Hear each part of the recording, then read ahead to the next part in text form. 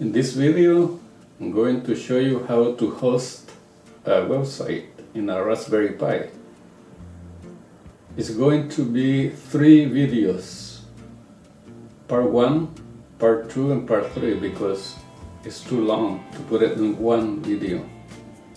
That's the reason I'm making 3 small videos, 6 to 7 minutes each video. So if you want to see the whole process, you have to watch from video 1 to video 3. Part 1, part 2, part 3.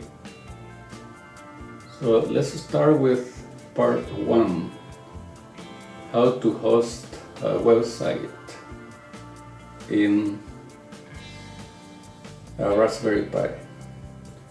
I used to have a website online, and then I downloaded onto my USB, and from the USB I'm going to copy the files to the Raspberry Pi.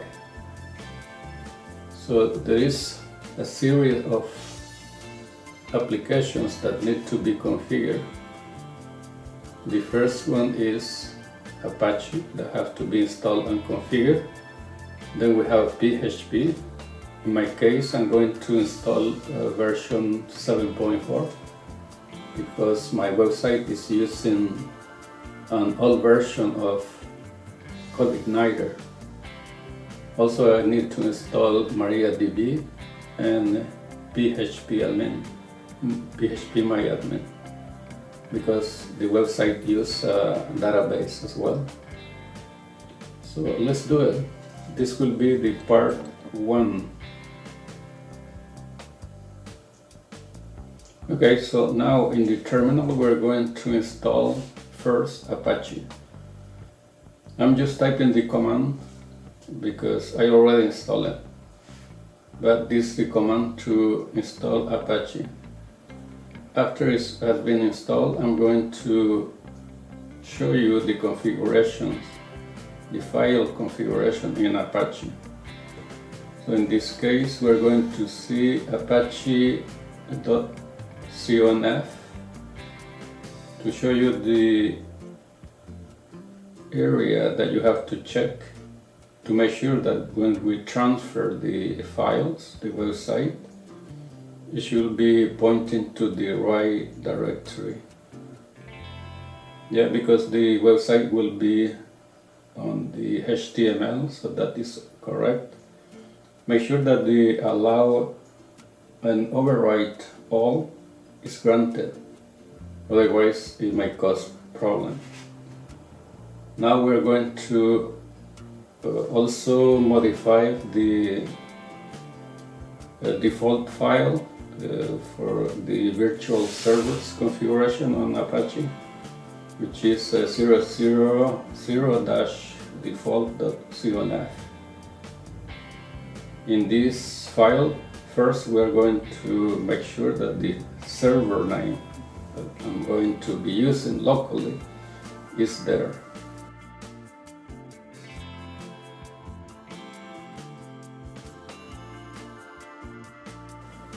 Next, we're going to install PHP 7.4 because that's the version that works with the CodeIgniter that is on the website. After the installation, we're going to verify and configure the php.ini file, which is in 7.4 folder.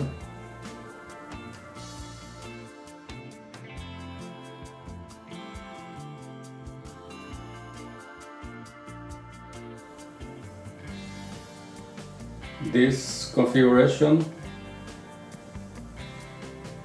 will affect my PHPMyAdmin when we are trying to import the database.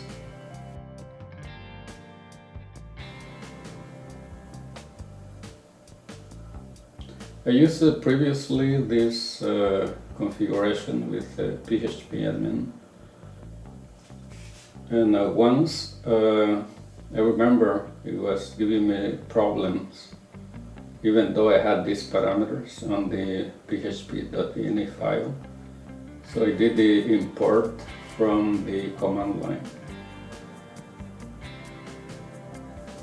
and everything was okay. So make sure that these options in the file are changed,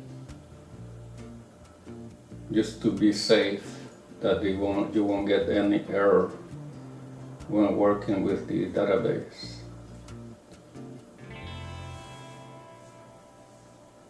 Now we're going to install MariaDB.